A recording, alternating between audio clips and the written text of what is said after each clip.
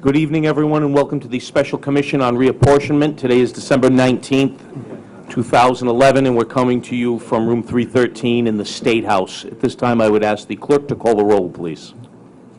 Co-Chairman Stephen Aucci. Present. Co-Chairman Michael J. McCaffrey. Present. Representative Grace Diaz. Present. Representative Donald Lally. Present. Representative William Sambento Jr. Present. Representative Joseph A. Trillo. Present.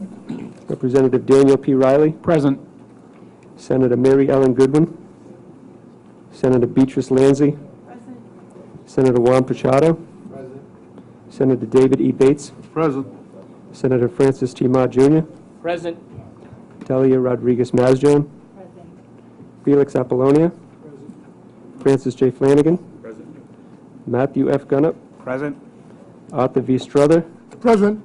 And Ray Rickman. Present. We have a quorum. Thank you. At this time, all of you received a copy of the December 12th, 2011 minutes, and we need to accept those. So, motion made by Senator Bates, seconded by Senator McCaffrey to accept the minutes as written. All those in favor? Aye. Opposed? The minutes are accepted. We'll now hear from Kimball Brace. Mr. Brace. Yes, Mr. Chairman, thank you very much. I apologize for being late. We're trying to get last-minute things done and printed. And that's where Ryan is right now, getting the last-minute maps and documents printed for your information. Thank you there. What we're going to do tonight is we want to hear public testimony, first off, and listen to people from the public that may not have had a chance to speak last week, so that we might be able to listen to their comments and their discussions. At that point in time, then we'll continue on with our meeting, but I wanted to throw this open so that we give an opportunity for members of the public that weren't able to attend last week to be able to make public comments. And as you may know, there is a sign-up sheet that we had there. However, anyone who did not sign up afterward, just raise your hand. We'll have you come forward and state your name. Thank you.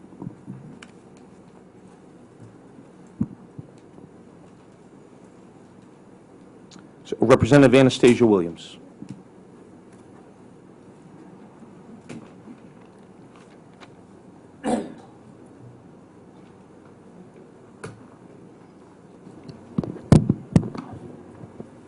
Good evening, Mr. Chair and members of the committee. I'm here before you first to give thanks to Mr. Kimball Brace for his hard work, and I have to take some of the blame for his tardiness this evening, because he was truly, along with the Chief of Staff, Representative Blazejewski, and Representative Tarro, trying to work this matter for which I'll bring before you this evening. So I have to give him the credit that's due to him. I am representative of District 19. At this particular moment, we have an issue that I was trying to work out with 5 of my colleagues in District 2, 8, 9, 10, and 11. With the spirit of cooperation, I called and spoke to everyone, and everyone responded, communicated back with me, with the exception of Representative Diaz. So therefore, with her not communicating back with me, we chose to go to a second plan that would exclude her from the process of cooperation to work the numbers out in the city of Providence. And we went to District 2, 8, and 9. There's an area for which there are 19% African-American population for which I represent in the city of Providence. And that district is unfortunately being severed from my existing district to be given to one of my colleagues, number 2, which would be Crisp Blas Blazejewski. I call him Blaze for short. Because he needed to gain population, and I had an overage. So in the spirit of cooperation, I was, and still am, more than willing to give him some of my area. Unfortunately, I have Representative Tarro, who has not. He feels, and his response, I quote, "The lines have been that way for more than 26 plus years, and he is comfortable with it, and good luck." Unfortunately, luck doesn't have anything to do with this process. The U.S. Census does. The city's population, minority population, has grown, and therefore, we need to work together to make all of our numbers work. And that's the spirit for which I approach each and one of my colleagues, for which I earlier mentioned to you. There is still room for us to make the numbers work. However, Representative Tarro has pretty much removed himself from that piece of the negotiation. I just learned, and as much as I still want to be able to assist my colleague Blaze to gain his numbers that he needs, I just learned that I will also be losing the only black senator this state has out of my district. Unfortunately, for me, I'm not going to speak for him if he doesn't want me in his district, but I certainly have a good working relationship with him, and I would hate to lose him out of my district. So I would have to sever that. It would be definitely an opportunity for it to be resolved if Representative Tarro's would, in fact, realize that what was once 26 years ago is no longer. The community, the numbers has changed. And he needs to understand that. Yes, he may have people in his district that have known him since he was born and since he was a young boy. But the fact of the matter is, so do I in my district. But I am willing to sit down and work the numbers so that we can have it. Representative Blazejewski has also expressed and willing to do it as well. And it should not be the issue of a representative 1 year versus 19 years. A woman of color and a chairperson of a committee to have to go through the process and the hardship that I'm being faced to remove the population, dilute that population, remove the only black senator that is there in that community from this process, from my district, while I am willing and ready to share the population with Representative Blazejewski. I am certainly not willing for my entire district of 19% African Americans to be removed from my district when there's others, in Tarro in particular, doesn't have to do as he needs to do in order to make the numbers work. I appreciate all the effort that you have done, but I needed to put this on the record because it's certainly very important to know that as diverse as my community is, that is one area that is very important. And I am willing and available and wanting to make the other colleague of mine numbers work and get to the point that he needs to. But if I'm willing and my others are willing, so should he. Again, I thank Kimball Brace. I thank all of you for the opportunity to be able to express my feelings with what's taken place. I did what I was supposed to do as far as requesting an appointment, sitting down and presenting my wish list, accepting what has been presented to me, and working toward it diligently. Unfortunately, the other has not done the same and can dictate what will remain, and it shouldn't be that way. I thank you. Are there any questions for Representative Williams? Representative Trillo. Thank you. Representative Williams, is there a plan of the A, B, C, or D as proposed by the committee that is acceptable, that you think is a fairer drawing of your particular district? Plan A was workable. I can work with Plan D. I can work with it. And I presented it to Representative Blazejewski, and I came to, yeah, this will work. And we presented it. Everybody is in sync. So- However, Are you saying that Plan D, as proposed in drawn right now, that we have a copy of, you can work with, or did you make modifications to it that you're saying you could work with? Yes, we made modification. I was, out of that 19% African-American population, I was willing to give some of them to Representative Blazejewski so that he would get his numbers up. So we worked it and we agreed on it and so forth. Thank you. Are there any further questions? Senator Pichardo. I just was interested in Mr. Kimball Brace's opinion on that, and if also, if you could have the map projected in the screen to get a better idea of what the representative was indicating. And certainly, the points that she's making is certainly important to a community that historically have gained some ground, but at the same time, the way it was described is concerning. Yes, Senator, what we have is, I don't have my drive plugged in right now, but I'll get you some images on that side. What we have here is a good example of what I've been going through for a number of weeks in meeting with legislators and citizens and the general public to see what resolution could come about.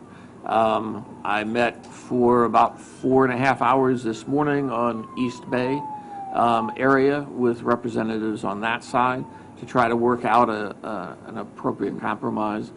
This is a more difficult one. It deals, as you said, with the Providence area and the minority issues.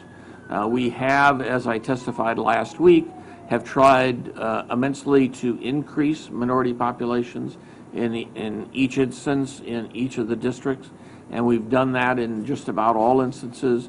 There's a concern in terms of where that district configuration is as the Fox Point comes down into downtown and over across the freeway. And so that's what we were trying to work out this afternoon. It is not quite there. It's almost there, but not quite there at this point in time. One follow-up. Certainly. So, not quite being there, when do we get there? And two, as a result of that, will there be another map introduced, or with those deviations? As I go through my presentation, one of my slides makes the request of the commission, yes. Representative Rickman. So can you tell us, District 2, what is the minority population now, what is the black population, and what is the Latino population? Yes. District 2 being the east side district coming to the west side. Right. The existing District 2 does come from Fox Point, but it also comes from East Providence. Right. If you recall, that is one of the areas that we have been working on to see if it's possible to pull it out of East Providence. And when you pull it out of East Providence, it means that you've got to make up population elsewhere. Mm-hmm. And that's the tricky part that we're dealing with right now. So right now, District 2, in terms of the voting age population, is sitting at 7% Hispanic, 9.7% Asian, 6.3% African American, an overall non-white population of 28%. That would be District 2. So that's the... So we have a lot of, my numbers don't work. Okay. I'm coming up with 24%, so you have...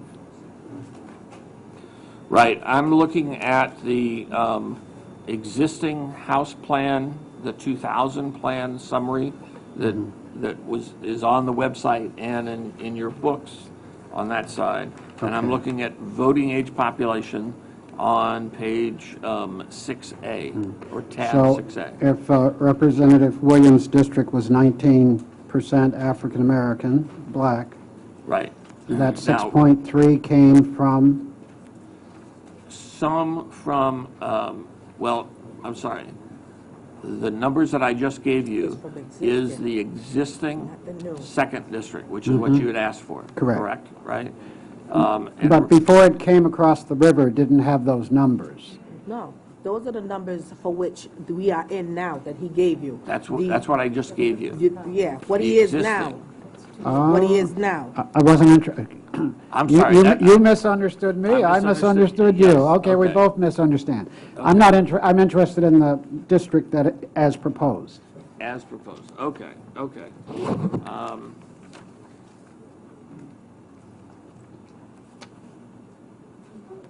We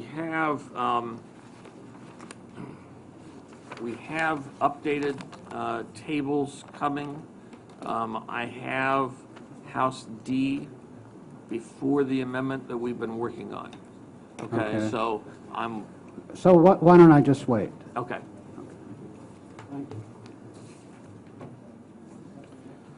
Thank you, Representative Williams. Thank you. As we did the other night, since there are two empty chairs, I'll be calling up people two at a time in order to move things along. Representative Earhart and Michael Napolitano.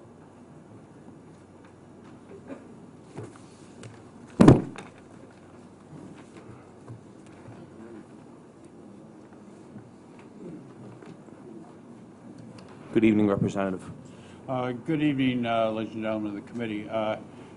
I was not able to join you last Thursday night. I understand that Leader Newberry spoke on my behalf, and I do not know whether or not we're going to be seeing a revised House plan tonight. And if we are, then I think it would be more appropriate. I'd like to reserve my remarks until I see whether the testimony that we gave last week has been reflected in that. We won't be seeing a revised House map tonight. Then let me just reiterate very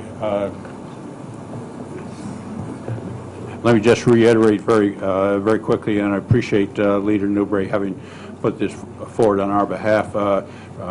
Representative Costa and I have mutually agreed to what we believe is a much better arrangement of our districts within the town of North Kingstown. It does not affect any other district. It does not affect any other town. It's a proposal that actually is extremely close to the original B plan as put forward by the consultants, and I certainly hope that when we do see the new House plan, that it is reflected in that, or else somebody has some pretty good arguments why not, which heretofore no one has advanced any substantive testimony as to why these changes should not be made. So I'm more than happy to answer questions on this at any time, but thank you. Are there any questions? Thank you, Representative. Mr. Napolitano? Hi, members of the board. I addressed you at the last meeting with regards to congressional maps, and specifically, Mr. Brace invited us to come in the following morning and work with Map F, and we came in and sat with his assistant, I believe his name's Ryan. Yes. And we looked at it, and we wanted to put the district in Providence, the area of Elmhurst that was taken out of Congressional District 1 and put it back in. And we did do that, and we did draw up a map, and he told us it would be made available this evening. Yes, we're working on having that available up on the website. Okay, so we're urging you to support that map. Are there any questions? Okay. Thank you, Mr. Napolitano.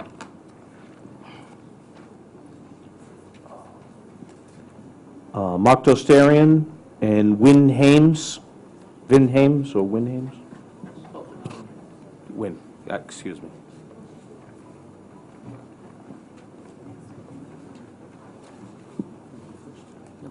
Called you first.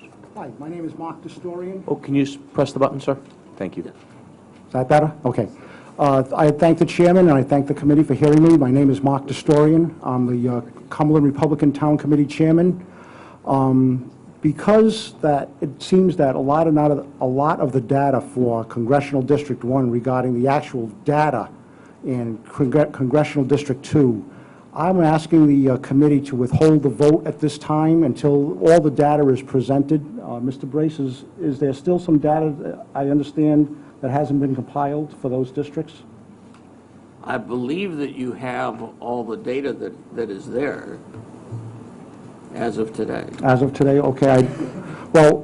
I basically believe that as far as the shifting of the amount of residents and from what's moving in Congressional District 1 and Congressional District 2, I only feel that we need to only move the smaller amount of residents, that there's a huge shift in population, and I request the committee not to approve of the latest map, which is F, and we ask for yet another continuation and have a population shift that is less, that is not moving exactly the entire town of Burrillville out of Congressional District 1 and Congressional District 2. Thank you. Are there any questions?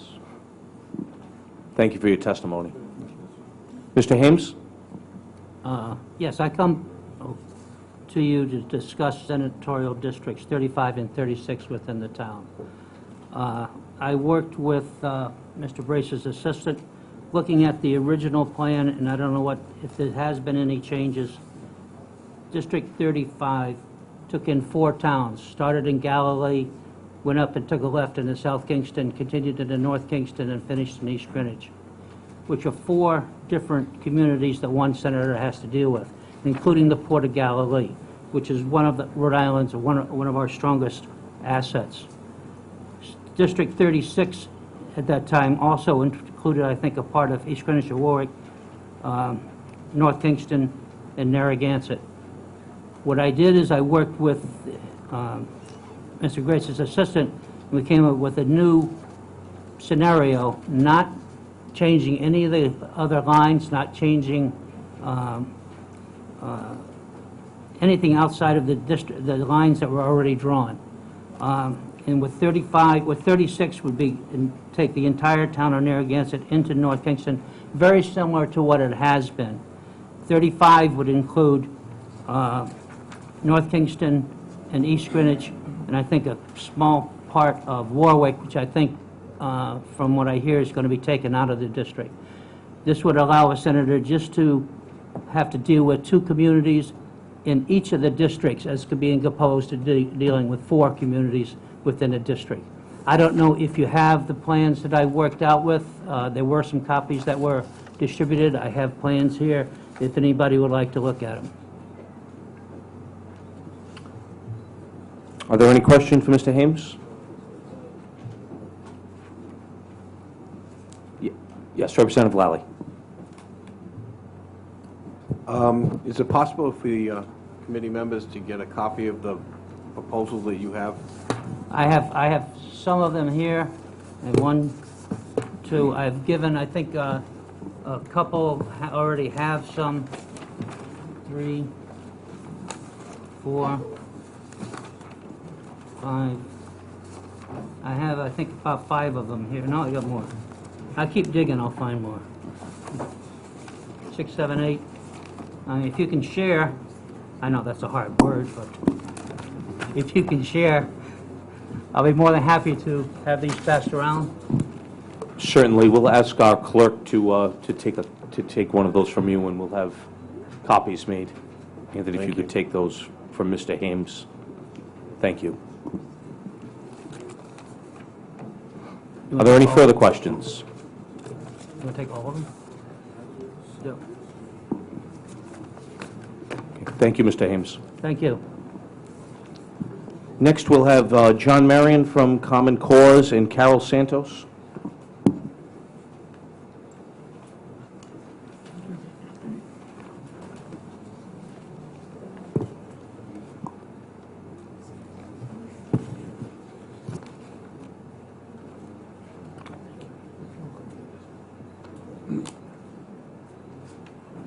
Good evening, Mr. Marion. Good evening, Mr. Chair. Thank you very much. First of all, I just want to, I know I didn't acknowledge it last Thursday. That was an added meeting, I know, that we requested some weeks ago, and I wanted to acknowledge the commission for adding that meeting because I think it was a really good testament. We had dozens of people turn out to speak out. And tonight, I sense, having been sort of a student of this commission, that you guys are being presented with some maps. I don't know what they are, what they represent. I think the public here is getting some mixed messages about what you're going to do in terms of, are you going to vote on maps, which was stated last week, tonight, and so forth. So I hope we're not taking public comment and then we're going to see a vote, because the public comment would, you know, if it's a vote on something new, the public comment's sort of useless because the public has yet to see what's new.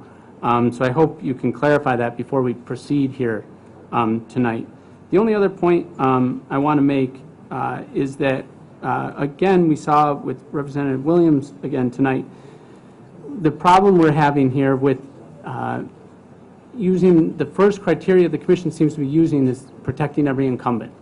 And so, and we stated from the beginning that we don't think that should be one of the criteria that's used. And so we're hearing a dispute among several state reps over making sure that their district is drawn to their liking.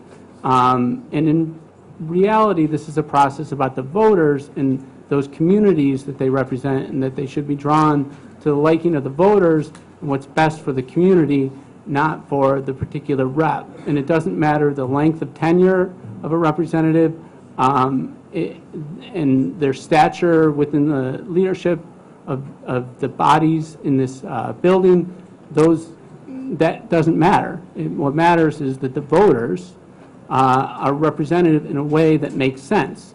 So if the voters of Providence are divided in a way that makes sense, and it happens not to serve the personal purposes of any rep, so be it. I think the state would be better if that was the first criteria instead of the incumbent protection. So I just want to point that out again, because it comes up time and time again as we've been hearing from representatives who are upset about what's happening to their quote-unquote districts. So I hope we can get some clarification on what's going to happen here so that the people who come after me are not testifying in vain. Thank you. Certainly. So just to clarify to your first point, Mr. Marion, that's a good point. We don't have any new maps before us. These are the existing maps, the latest version that has been available to everyone. So Okay. testimony is not in vain. Thank you. That is not, so there isn't some new XYZ map that's out. Secondly, regarding the incumbent pieces, everyone testifies from their own vein. So as Mr. Brace had said before, evidently they worked with some people from the East Bay who had some issues. And that we had varying testimony, both from incumbents, from people within the party, citizens, people from both parties, about some issues of fairness in those districts. So people, we don't tell anyone to testify. Some people are very concerned with their districts. And seeing, and you've been here, and we appreciate all the comments that you've given, but in the 21 hearings that we've had, in looking at what different people have said, I doubt anyone is going to be completely happy with anything they have. So whether it's incumbents, whether it depends on what party it is, depending on where you're coming from, it's virtually impossible for us to make everyone happy. So if someone testifies to that way, that's understandable. But also Representative Williams did make a point of saying that, there were some issues that she had regarding the racial mix of her district and the impact that it would have on her district, which is valid, and I believe Mr. Brace is looking at with her. So, again, our position is to get the numbers right, is to make sure that we are not doing an injustice to any of the communities of interest, and to elicit the testimony from everyone. And the maps that you all have seen and that have been out are what we have here. So. Okay, thank you for Thank you, Mr. clarifying. Marion. So I had called earlier Carol Santos is not here. So Anna Rodriguez and Stephen Danuccio.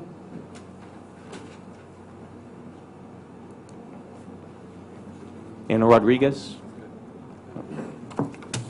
And not seeing Anna. Marianne Matthews. Mr. Danuccio, welcome. Hi. Good evening, members of the board. Mr. Bryce, thank you for making the time available with Mr. Ryan as well. No problem. To help us with this. We did show up the day after I did testify to talk about the lollipopping of the Elmhurst in out of District 1.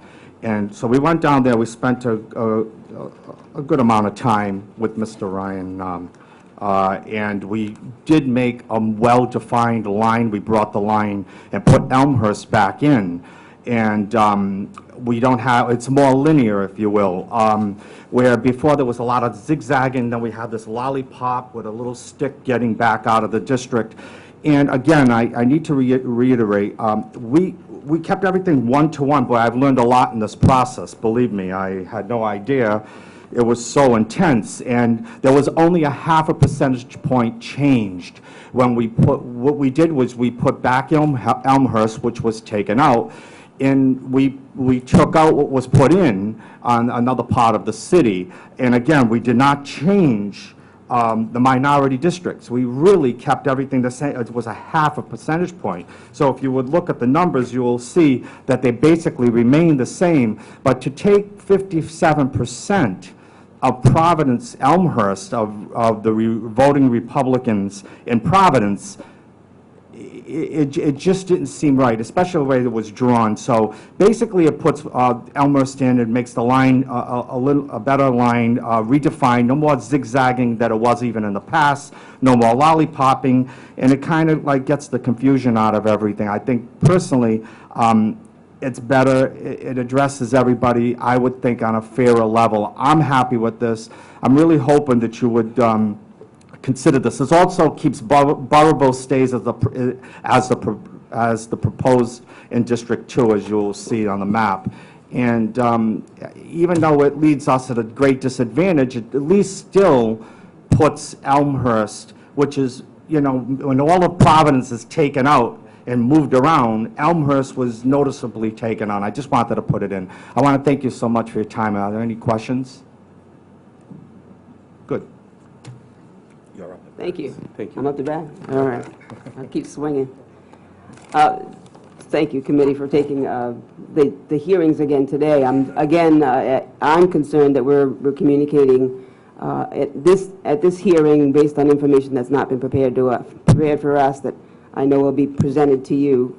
So I feel like I may be testifying in advance of data that I may want to speak to again. So I'd like to reserve my opportunity to speak to what is being presented after. If there is being new information presented to you, I would have some assumption that it would be of value, and there may be some concern that I would have with that. Initially, though, I would ask that the committee request of the consultant to make available to us some of the data that we can start managing and reviewing it outside of the office, and that would be maybe track-level data. We talked about at the last hearing is not available to us. If you can export that data, I can manipulate it in my own personal time and actually provide to you some more intelligent mapping. Unfortunately, I haven't been able to get a meeting with Ryan yet again. I know we work well together, but we haven't been able to get together on Friday, so I can't come back to you with the data that I was really concerned about. Again, electoral data, again, is not being discussed, and that's a critical component of the VRA. We've not yet revisited that, and that would likely be able to address Anastasia's concerns as well. If you look at historical data, some of the last issues were negotiated issues. And in that history, you'd find that there is legitimate interest in preserving those districts. But the only way that you'll be able to do that is with your electoral data and the negotiated information that was provided previously. Again, I'd ask that you would export that data and make it available to the public so that they can have access to the software. Because they don't have access to the software, that they have access to the data, if they could at least manipulate it themselves and bring back to you what they would be able to use. I had a third point. I'm like Perry, what was that? I'm not sure what that is, but for the most part, I would like to be able to come back after discussions of the hearing as opposed to doing it in advance of the hearing discussions. I mean, I came here tonight to find out what was new and what I had maybe have missed or haven't been able to see. So to speak in advance of that is really kind of negligent.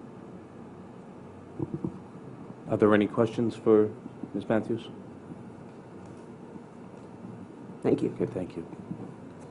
Is there anyone else who would wish to speak? Yes, sir. Good evening. My name is Pete Hewitt. I spoke here last Thursday evening, and I hope that my speaking last Thursday was not the equivalent of whistling in the wind, but to the extent it was, permit me to whistle a little more. I spoke about values, core values of the United States Marine Corps: courage, honor, and commitment. And I expressed the hope that each one of you, ladies and gentlemen, when you cast your vote and recommend to the General Assembly which plan to adopt for the realignment of the congressional districts, that you would keep those core values in mind, since every Marine expects and demands of every other Marine that they live by those values. I would certainly hope that you would have no trouble doing the same. Now, my understanding of the facts of the realignment for congressional districts in the House and Senate is that the taxpayers have put up approximately $700,000 for your company to draft up the plans that would allow for a balancing of the two congressional districts, which requires the shifting of about 7,000 people in population. Now, I've seen all the plans. I don't claim to understand the nuances of all of them, but I do know that Plan F, I think, which is the last plan submitted Thursday during the public hearing, it calls for the shifting of approximately 75,000 to 80,000 people in order to accomplish the shift of what is 7,000 is all that's required.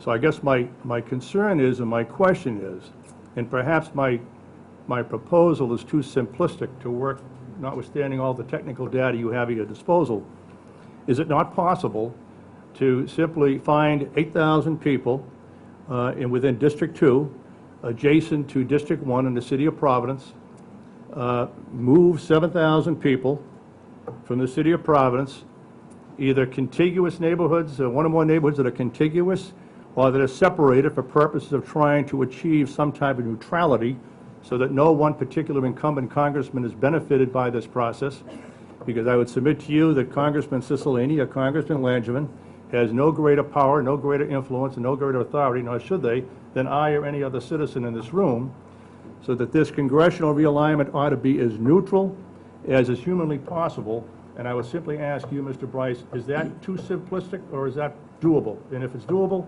why don't we come up with a Plan G? Yes, Mr. Chairman. If you recall, the commission has had a lot of testimony from a lot of individuals. There was very persuasive testimony from a number of Hispanic individuals in terms of trying to seek to have a greater potential of having a say in the congressional district election. Right now, if you look at the existing districts, those districts are very low in minority population on both sides. They are not, it's pretty evenly distributed between the two. There was a request that they be expanded in the first congressional district, and that's the proposal that we had and we developed on for last Thursday evening in order to reflect that.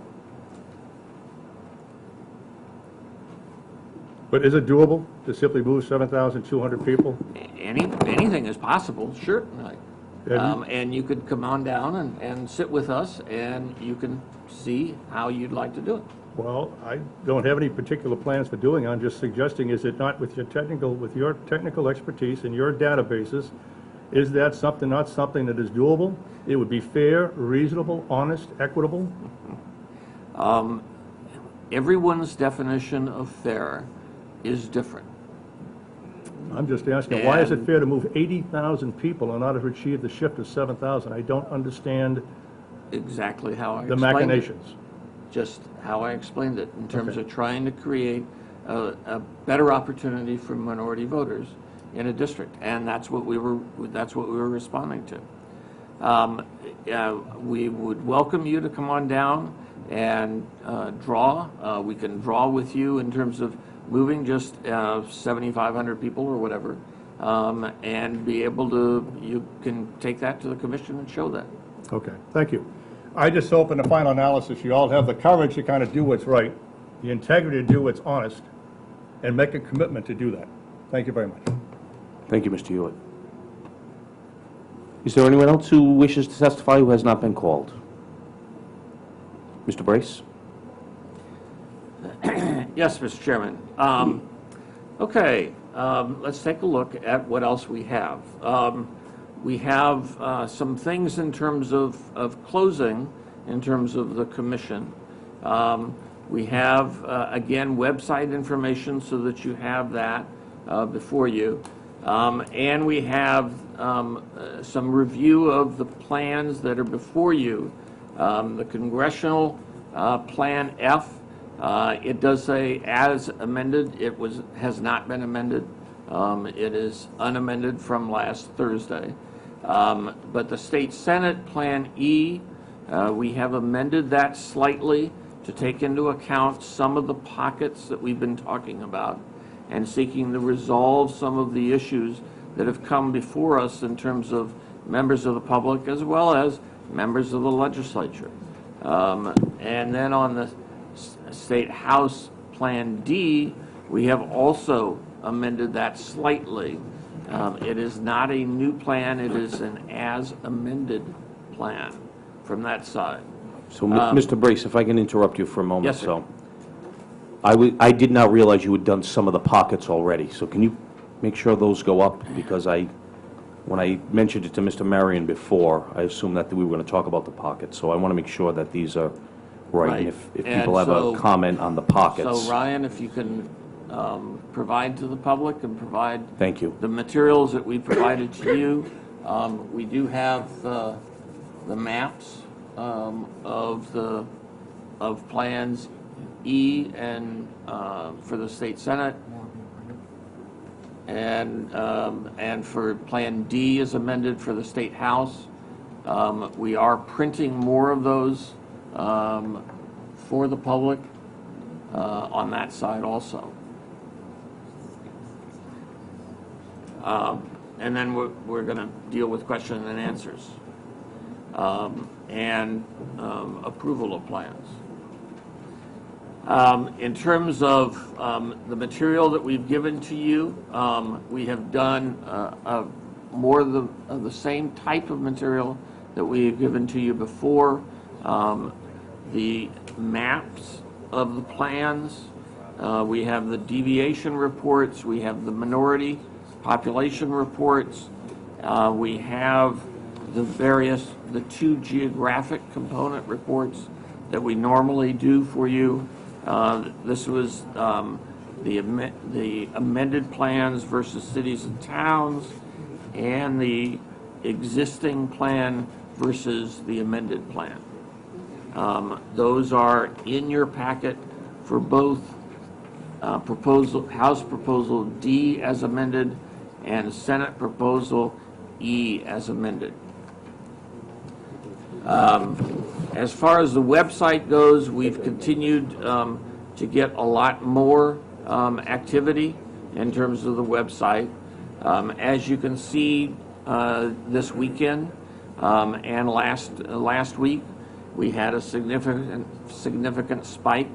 The average number of hits is continuing to climb in terms of visits to the website as we come forward.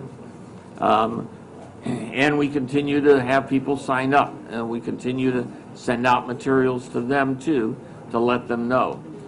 So that continues to grow on that side. And again, that website is www.redistricting.com. I will note for the commission that that site will continue to be up, continue to stay up, continue to have updated information when it becomes available on that side. Now, as these plans are proposed right now, not all the pockets have been resolved. And so therefore, we're requesting that the commission come back in on Wednesday evening to review the final pocket resolutions that we're doing. Again, we wish we could have had all of them resolved, but continued discussions with both members and the public and getting their testimony has meant that we don't have everything resolved. So we're asking for a small another meeting, not very long, that would take place on Wednesday evening, the 21st at 7 p.m. Mr. Brace, could you briefly go through the pocket changes that have been made in the map so we have it for us, just to get everyone on the same page? There have been, we've identified about 40 different pockets that were initially created in the two plans. We've resolved about half of them. A number of them were relatively simple. It was simple geography with no people, and so that was easy to resolve.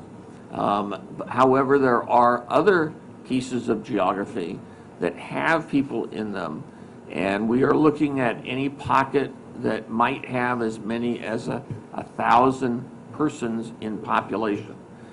We chose that number so that we could look at any kind of size. We recognize that when you go from 1,000 in total population, you go down to about 800 or 750 in voting age population. And when you go down then to registration and turnout, you get smaller than that. We wanted to err on the side of providing as much opportunity for the cities and towns, if you recall, in their variety of testimony. So certainly, by looking at that 1,000, I think we have captured more than probably necessary. Some of the cities and towns will be able to work with something up in that range. But certainly we were looking at smaller pockets. We had pockets of 10 people in a couple of instances. We had pockets, several instances of 100 to 200 to 300. And so we've sought to try to resolve some of those. The problem with those is that we have the districts relatively tight in terms of population, so that we have a 2.5% above the ideal district size and 2.5% below the ideal district size. That accounts for about 750 people for state senate, and that's doable. So you can work around on state senate. However, for the state house, that means you're only talking about 325 to 350 people to keep those districts within that ideal size and that window. When you're looking at that, a little pocket of 300 people suddenly makes a lot of difference. It suddenly causes districts to go out of whack. And so a simple resolution of a pocket may end up, and as it has done, has meant that we have had to go outside of just resolving those two districts, and instead try to look out and search out where else something could be changed in order to make the populations work. As a result, we have ended up seeking, again, members of the legislature to give us further background in terms of what's workable, what's not workable, in terms of the neighborhoods that are there. And so we have reached out to them in order to bring them in and try to figure out a mechanism for solution on that. As I said, that process continued all day today.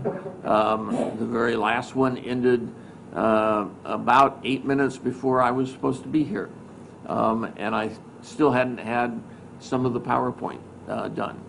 So I apologize for the timetable that we have, but we're trying to get everything resolved and done in an expeditious manner for your benefit. Thank you. So the remaining pockets, when they come up for Wednesday, when will you have those done? We're planning to have those done by Wednesday, so that we'll be able to then provide information to the commission, put it up on the website for people to be able to see it, and replace the material that we've got right now that we have up on the website, so that everyone has all of the information. So these are about half of the pockets, and it is up on the web? Yes. Okay. Are there any other questions for Mr. Brace? Senator Basharo. Mr. Brace, Yes. going back to the comments that were made earlier by Representative Williams, in looking at the House Proposal D as amended, it appears that District 2 comes into all the way down to Public Street, which I'm also familiar with that neighborhood. Now, under District 2, the Upper South Side will be represented also, or vice versa, by sort of like the east side. Is that some of the pockets that you're still going to be considering? Just to make it clear to myself and to the public in terms, because that area there changes the whole dynamics for that district there. Right. We recognize that, and that's why we wanted a little bit more time to seek some resolution of these. That does cause the potential of pockets. We're also concerned with the plan that we've done on the congressional side, because that cuts through right along those streets right down there. So that also has the potential of creating the pocket that we're seeking to resolve also. Right, right. Okay. And then the second one is, was in reference to the last speaker, and you indicated that the adjustment being made in the congressional districts and in Plan F, I believe? Yes, Plan F. Plan F. That the changes will be being made only, well, not only in Providence, but moving Burrowville, yes. Burrowville. Yes. What is the population of Burrowville that, and compared to now the movement in the south side and the west end that moves so many people? What you have is, in order to get a sufficient number of population on the south side and the west end to over into that first congressional district, certainly we have tried and experimented of just doing it in Providence. By doing so, you throw the second district on the north side of Providence all the way over to the railroad track. So what we thought would be a better way of doing it is to move just the town of Burrowville, a whole town, and not do as extensive a change within Providence. And that's why we came up, we first experimented with Smith Street and just doing Smith Street to smooth that out. That was not enough population, and so we ended up coming up further above Smith Street by several streets in order to pull in the college and bring in that community into that second congressional district. Right. Thank you, and I do want to say that being an advocate for that community, and particularly the one that I represent, and the other side is Senator Metz. We would enjoy being represented by the first congressional. Right. Second congressional did a good job, but I think that we would advocate for that, because on the principle of having more of the Hispanic community, but also the minority community in greater numbers in that area, certainly is a good movement to have Congressional 1 being there. And if you recall my testimony on Thursday night, doing that shift tends to increase the percent minority in that first congressional district up to, I believe, in the low 20%. It was well below that before. So it increases and puts a significant number up there. The second congressional district still has Silver Lake in it, still has some of the Hispanic community within it, so they're still having some impact over there, but they're having a much larger impact in the first congressional district. That's correct. Thank you very much for that clarification.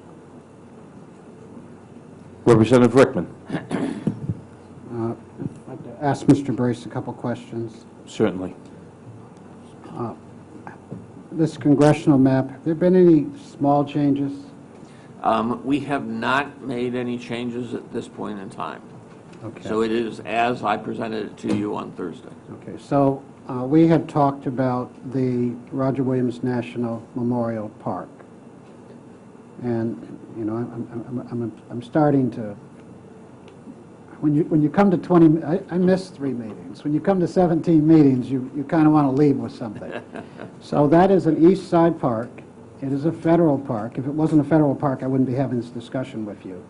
But I think that the congressman from the 1st District should, that, if anything, in Providence should be in it. It's the foot of College Hill.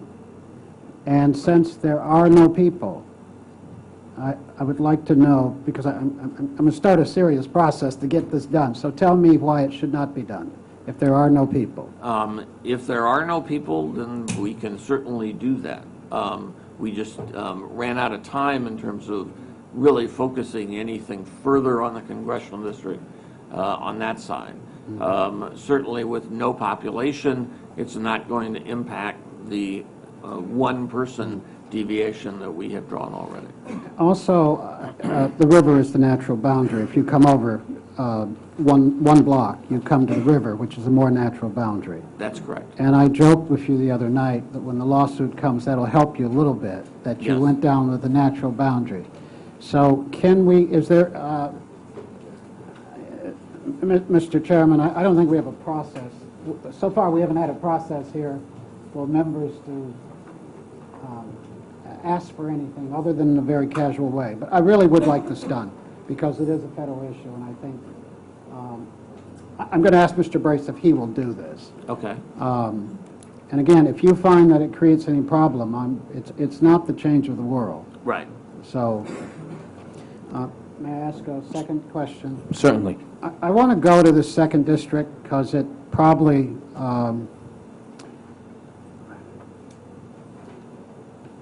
this is Providence, and Fox Point is not South Providence, and never to the two meet, the two meet, you know, maybe in the future, but, so, and we also have other purposes, and that is the legislature should look a little like its people, and it's more apt that that portion in South Providence would help create a district that would help elect a minority.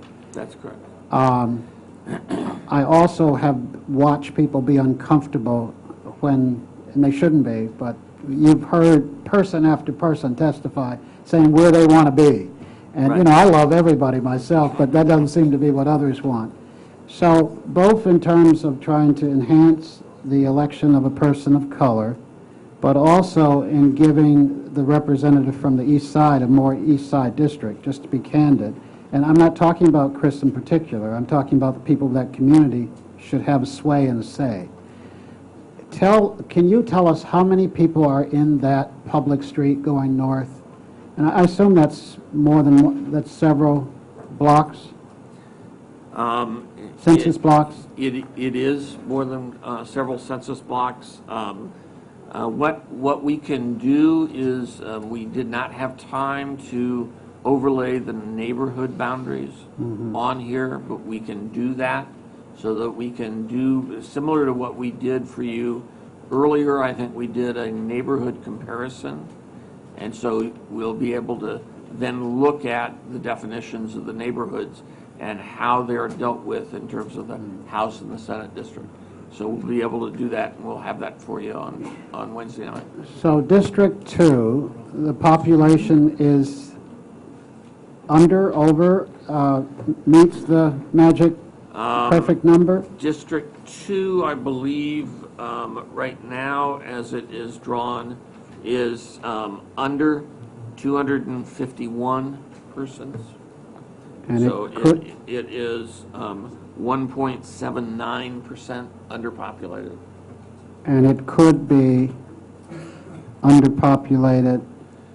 As I said, we are trying to keep the deviation within 2.5%. So we're at 1.79 now. Okay. So. Would that be part of the answer to underpopulated, closer to the 2 point? Yes. Yep. So certainly we have a little bit of room to maneuver with that second district, but that is working with the assumption, as you see here in the map for the House district, of the population coming this far. If you recall, when we put up the maps of downtown area, there's a lot of population that is zeros in downtown. The area. There's several different high-rises on that side. So in order to get population, you really have to come all the way through downtown and move into other elements of the community past the freeway. Mr. Chairman, may I ask a final question? Certainly. So I want to move, so you're sounding very positive and very agreeable, and since you're technically very capable, wonderful. Can I ask you about that small part of Smith Hill that there was an interest in moving out of the East Side District? What is the possibilities there? We have taken a look at that, and that is one of the pockets that we have identified that we're trying to grapple with. That portion has 2 census blocks in it. I believe one is 170 people, and the other one is like 69 people. So combined, we're kind of still in that small territory scale, and so the issue is trying to resolve differences on that side. At the same time, as I indicated to you, the problem in terms of the deviation. So again, is number 3 underpopulated, overpopulated? It looks like it should be overpopulated. Number 3 is underpopulated also. By? It is underpopulated by 351 people. That is exactly at the edge. That is 2.5026. And is district number 4 underpopulated, overpopulated? It is underpopulated. It is at underpopulation of 321 underpopulated, and that is a 2.2889% deviation. You see our problems. No. There are answers to all problems. Yes, that's true. So, again, if the pattern continues, the west side of Providence will continue to gain in population. And the east side, by the way, I think we're at the end of the decline period. And I would hope so, certainly.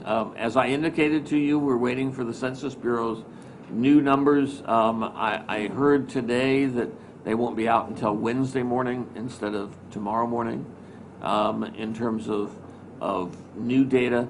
Again, there was a little bit of misperception last Thursday. So I would mention to you that what is going to be released by the Census Bureau is only a single number for the state of Rhode Island.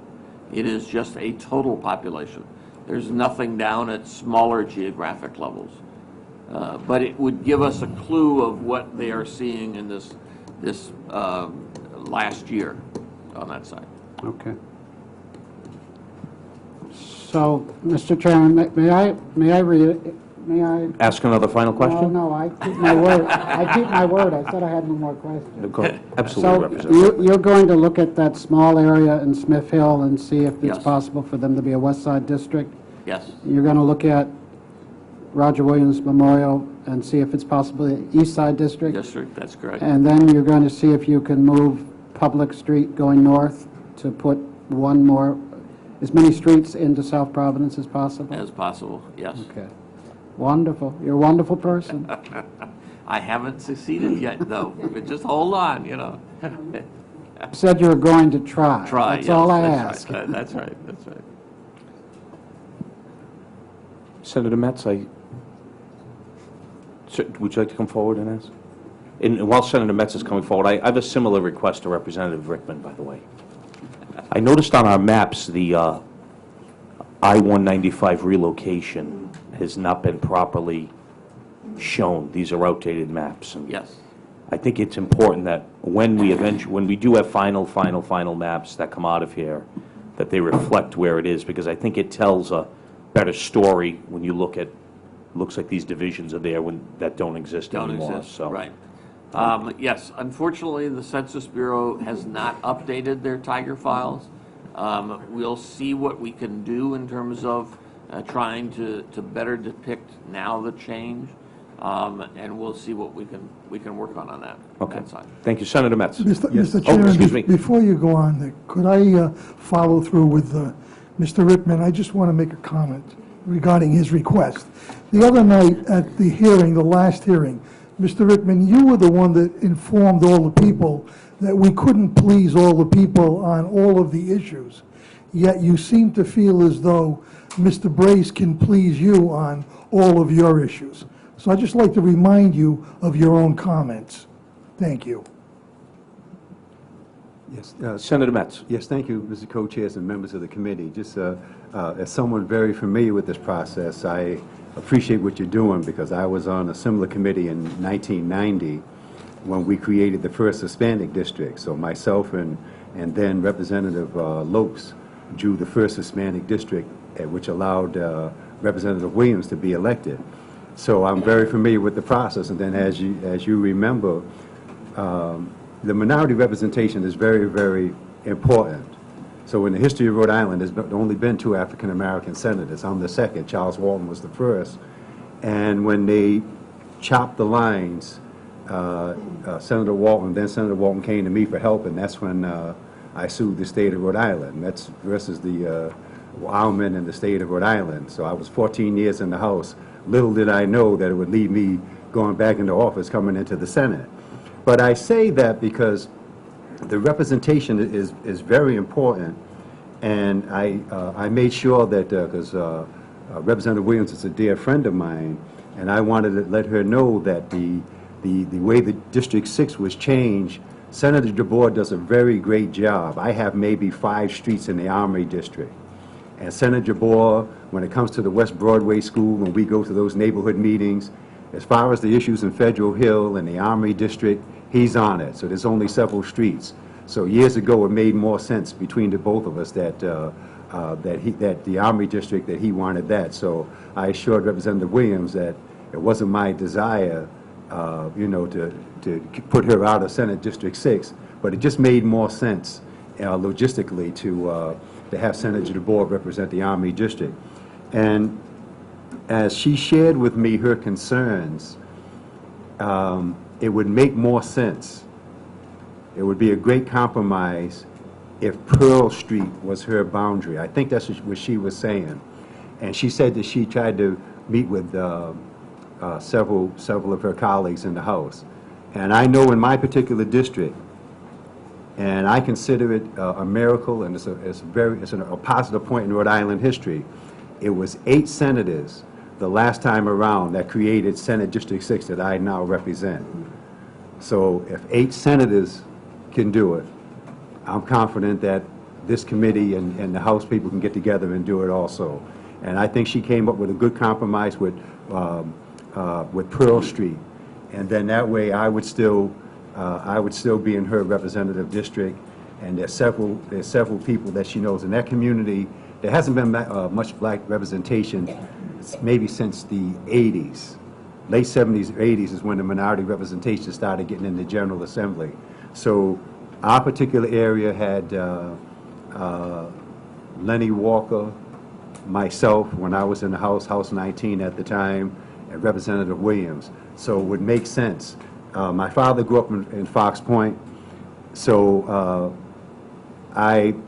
when she shared that pot with me out in the hallway, I did look at it, but when I looked at the location of the Knowledge District, it made sense to me to have Representative Blazejewski and he and I working together, because I want to make sure that whatever takes place in the Knowledge District that will be in his House district and my Senate district, that would include a portion of the South Side. So when I need support in the Knowledge District to make sure that our community, because a lot of things get built over on the South Side, but we're not always included.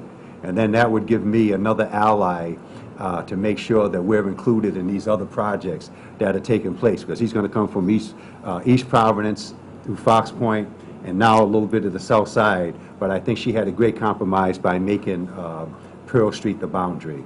And again, I don't envy what you're doing. I've done it several times. But the last time around, the Senate settled out of court. 8 senators agreed to change the lines to ensure that there was minority representation and that there would be the African American community would be represented in the Senate. And of course, I had to convince my wife to run for office again after I got out of the House for 14 years. But the people in the neighborhood asked me to come back, and I did.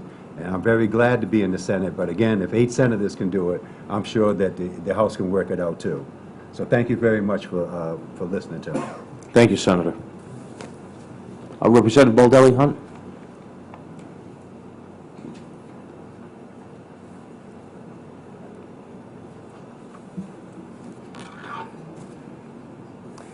Thank you, committee. Several of the committee members weren't here the last 2 times I testified, so I will not recap my entire testimony, but I will go over a few things. And that is, I want to be certain that it's understood that I am here strictly for the betterment of my community. I am not here for myself individually trying to keep family members or certain constituents within the boundaries of my district, or I am not sitting with the consulting firm trying to draw lines around people that I feel are beneficial to me. I have much concern for my community, as does the other 2 reps that come from Woonsocket. And we have a presence in our community no matter what part of Woonsocket we're in. So I just want the committee to understand that the 3 times that I met with the gentleman from the consulting firm, and the 3 times that I'm before you is strictly for what is best for the city of Woonsocket, which is a distressed urban community that is surrounded by suburban communities. I know it appears that Mr. Brace was not receptive to me trying to keep the 3 representatives confined within Woonsocket, which I think is the best scenario for the residents of that community. And it's my understanding that that is why we're here. We're not here for any other reason other than to do what's best for the residents of the state of Rhode Island. I met with the consulting, with Mr. Taylor again today to draw some new lines. And I was thinking about what Senator Pashado had said when I testified the last time. And what I did today was I have a new drawing, which I know you don't have in front of you, but it is a drawing that actually takes into oh, I'm sorry, I thought you said something. No. It's an actual drafting of my district, so I am not imposing on the other 2 districts within Woonsocket. And what I've done is I have taken all the minority areas in the city of Woonsocket, and I have drawn the lines around the area in Woonsocket that is highly populated with minorities. And we drew the lines in such a fashion that we captured as many minorities as we could in one district. Instead of creating very small pockets of minorities spread out within 3 districts, and then having the concern that maybe the minorities in Woonsocket were not receiving the representation they should, because with small amounts of constituents being minorities, maybe they feel they're not paid attention to because they don't, they're not a big enough group of voters that would make a difference. So what I did is I took both housing projects and I took the neighborhoods that were populated with minorities, and I put them all into my district and redrew the lines and stayed within the criteria that is requested, or mandated, I should say. And actually, the numbers look quite nice as far as I'm concerned. So I wanted to be certain that the committee understood that the 3 times I met, the 3 drawings I have, every single one of them is for what I feel and the other reps from Woonsocket feel is in the best interest for the city of Woonsocket. This particular map does allow Woonsocket to flow into Cumberland, which I still do not feel is in the best interest of the residents in Woonsocket. But it's my understanding from quotes that I've read that, you know, not everybody can have their way, and that's just the way it is, and I guess we have to share the wealth, and I'm not exactly sure what sharing the wealth means, but so it does keep one of the representatives in the town of Cumberland, although I don't think that is best. And this particular map does take, I would have a 30.04% minorities in my district. So I just wanted to be sure that the committee was aware that I sat today to do that, and I'm not certain if you are receiving the information from each and every individual that comes in with their requests or their suggestions. And at some point, it's too late to ask that question. So I felt it was important for me to be here, and I, unlike some of the other reps, don't have the privilege of meeting with certain staff because they refuse to meet with me. So I'm pretty much on my own trying to do this and do what's best for the community, and not worrying about where my relatives live or where a certain population lives. So I'm hoping that you will request a copy of this so you can see it and recognize that I'm actually looking out for the Rhode Islanders as opposed to worrying about trying to get myself reelected and forming a district that works best for me. Are there any questions for Representative Baldelli Hunt? Thank you, Representative. Thank you. Mr. Brace? I don't have any question. I'll take a look at what the representative drew with my assistant. We'll take a look. Thank you. Actually, Representative Trello? Thank you, Mr. Chairman. Mr. Brace, Yes, sir. regarding with Representative Baldelli Hunt had said, where she has drawn a district that would accommodate 3 reps that would represent Woonsocket, how would that have affected the adjoining communities? Would they still have been intact with that? With the drawing that she did? Because I haven't seen what she did. When she first drew her district configuration, she stayed within only the city of Woonsocket. And all 3 of those districts were slightly underpopulated. You could go back to one of the very beginnings of our testimony, and in fact, up on the website, we have the table that looks at seat distribution. And if you look at Woonsocket, you see that with the ideal district size, you would get 2.93 seats in Woonsocket. So they would need to have additional people in order to get 3. Now, if you underpopulated within the 5% range, you could get 3, but you'd have to underpopulate. So on the flip side, looking at the ideal district size, you have to go outside of Woonsocket. The proposal that we had worked with and that the representative was looking at, I believe it takes about 750, 800 people? 777. Yes. Outside into Cumberland. It's very large in landmass. It looks very large, but there's not a lot of people there. But as you know, the city of Cumberland is the one that has grown the most in this state. And so there's a lot of extra people up there, which is why swinging a district over in that direction is what we had proposed. Are any one of those districts presently outside of the city of Woonsocket? I believe in the existing plans for the House, I think they're all within the city of Providence. Is that correct? Currently?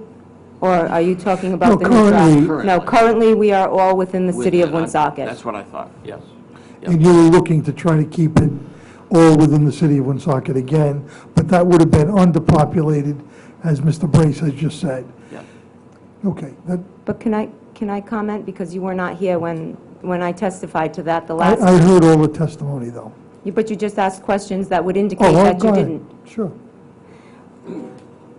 When I look at the numbers that are printed out pertaining to other districts are underpopulated, and there are districts that are overpopulated. We are not going to have every district coming to the exact ideal number that we're looking for.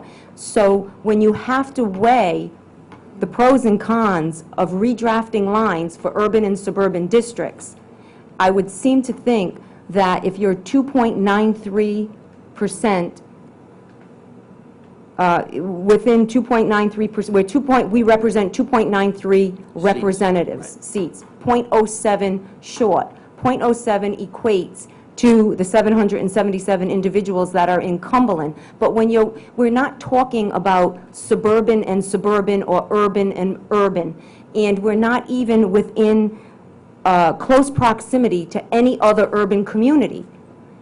And I just feel as though everyone wants attention paid to their district. But I think it's more important to worry about keeping representatives representing a historically distressed urban community than pushing a representative into a district to capture 777 individuals when those individuals can be absorbed by the other representatives within that community.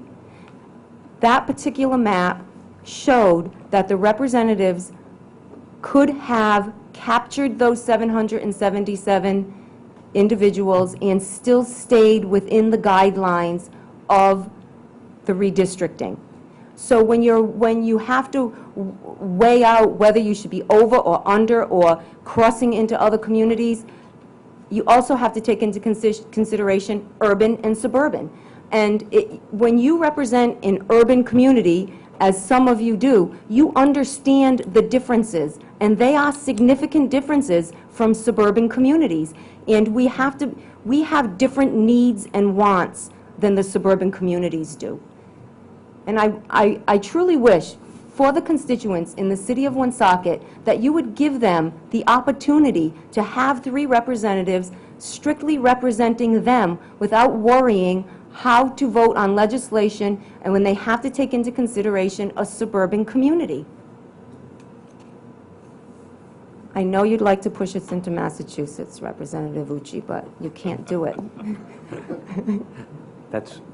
I won't comment on that. I'm very fond You of the just city want to of- push me I'm into very fond of the Massachusetts. city of Woonsocket. Okay. You know that, Representative. Thank you. Senator Pashado. Thank you. Thank you, Representative, for going out of your way and looking at that population. And from what I'm hearing from you is that Woonsocket is strictly urban communities. And so around the center, it's not part of a, suburban community. The makeup is not, doesn't have any relationship to Cumberland or what's the other? North Smithfield. North Smithfield. Are you They don't- saying, are there areas within the city of Woonsocket that are Considered suburban? considered suburban? Yes.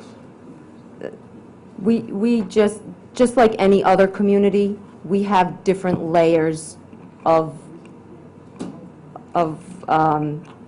classes, I guess you could say. There are some individuals who are more needy than others.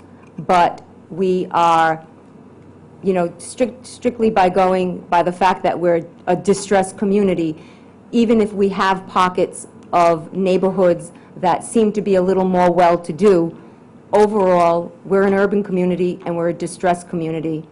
And, you know, you're not going to have a population that is equal across the board. I don't think you have it, whether it's in Providence or, you know, Central Falls or West Warwick. There's different levels within communities. All right. But I'm just trying to wonder, like, I'm not sure where that question is going, Well- because I'm not sure I'm giving you the answer you're looking for. No, I just wanted to have more of a paint the picture in terms of Woonsocket or just that area where it's all urban community, and I'm not too familiar with Woonsocket, you know, further out, whether it's you know, to distinguish that you know, there's single homes and close to Smithfield or Cumberland versus like in the downtown area where it's just more bricks and mortars, pretty much buildings. And I know that in Woonsocket, as you highlighted, there's a community that that's like you said, sometimes may not feel that they're being represented. Maybe perhaps because even in the city council, it's a citywide election. Correct. Which I perhaps is the only city. Is that the only city that actually has citywide elections? Because We perhaps that's some- don't have wards in our, correct, so Right, we're right. citywide. Our councilors represent the entire city, so they're not representing their own ward or community or district. I'm uncertain how the other communities do it. Right, and in those cases, sometimes it is unlikely that a person of color actually, or the possibility of someone getting elected compared to another person, it is unlikely, and it will take a long time when it's citywide. But my original question was in the sense of just looking at Woonsocket, or just, you know, whether it's Most neighborhoods in Thank you. the city of Woonsocket have, even though they'll have a good amount of single families, they'll still have multi-families, and we have, like, just in my own neighborhood, within walking distance from my house, I mean, we have Hispanics, blacks, Asians, so it's not like we have certain areas that are strictly white areas as opposed to minority areas. We're pretty diverse in Woonsocket. Well, thank you. Thank you, Representative. Ronaldo Baptista?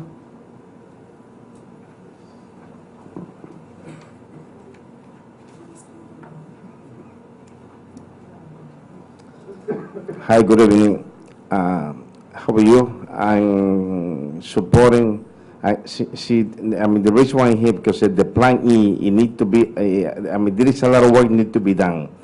The community needs awful. We need a leadership who care about the neighborhood. It's a poor community. It's awful. The neighborhood is. I mean, nobody takes care of this neighborhood. No, I mean, nobody will look. I never see no one takes care. The street they dirty, high grass. It's a huge problem. I would greatly appreciate it if you can hereby support, like I said, because, you know, we need help. Like I said, this community Plan E, it needs somebody who can take care. Believe it or not, there's a lot of poor people around there, but nobody listens. I mean, nobody cares, like I'm saying. We greatly appreciate it if we can see a representative who will be able to look out for the neighborhood and for the poor people. Thank you so much, and all of you have a great night. My pleasure. Mr. Batista, was that Senate Plan? It's a representative. Representative E? Yes, it's their representative. Thank you so much.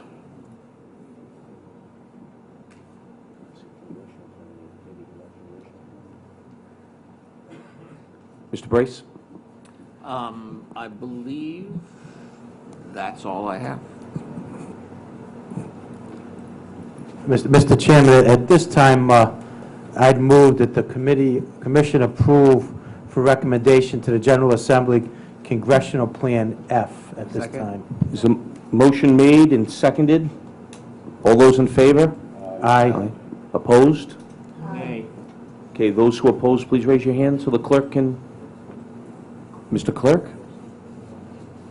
Was a motion made by Senator McCaffrey, seconded by Commissioner Gunnop to accept Congressional Plan F, and those with their hands up are voting against Congressional Plan F. And there is a question on the motion. Representative Rickman. We talked a little earlier about minor tweak, which isn't going to happen at this point because the body would have decided. Well, And- Representative, if at the end of I have three motions, one for the Senate, one for the House, and one for the Congressional. And at the end of that, we're going to instruct that the consultant overlay the Senate and House plans and any pockets that there are that we're going to have a meeting later this week that we come back and address those then. We want to have the consultant know what he's working with at this point in time to go forward when he starts to overlay and to address some of your concerns and other concerns. Senator Bates. Mr. Chairman, could we just quickly review the fact that the recommendations of this commission will go to the legislature? Legislation will be created. It'll go to the committee hearings in the Senate and House, so there will be plenty of time for comment once that bill is introduced in January. So this may be the final decision of the commission, but it's not necessarily the final bill as it'll pass. Exactly. This is, we are a lack of a better word, a reporting commission to the General Assembly. Our report will then be submitted in January, from which then it'll be up to the House and Senate to take these up as legislation, go through the normal legislative process, meaning a plan would have to pass both sides of the House and the Senate, and then ultimately to be determined by the governor, his action of signing, vetoing, or allowing it to become law. So there is a motion and a second on the floor. Again, those who oppose the motion, show of hands, who are against Congressional Plan F.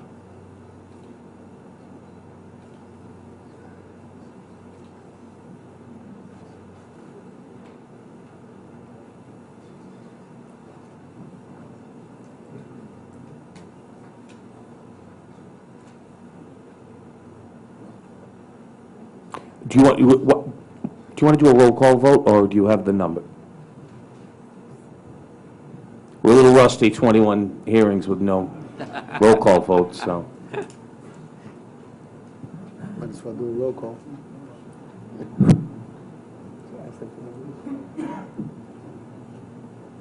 Okay.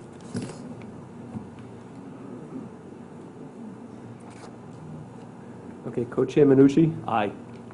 Aye. Co-Chairman McCaffrey, Aye. Representative Grace Diaz. Representative Donald L. Lally. Aye. Representative William Sanvento Jr. Aye. Representative Joseph A. Trillo. Nay. Representative Daniel P. Riley. Nay. Senator Mary Ellen Goodwin. Senator Beatrice Lindsay. Aye. Senator Juan Pachado. Aye. Senator David E. Bates. No. Senator Francis Jima Jr. No. Delia Rodriguez Mazjon. Nay. Felix Apollonia. Francis J. Flanagan. Matthew F. Gunnop. Aye. Arthur V. Strother. Aye. Ray Rickman.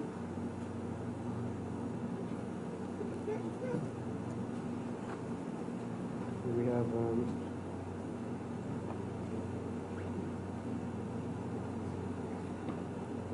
we got 11 in favor and 6 against. Six nays.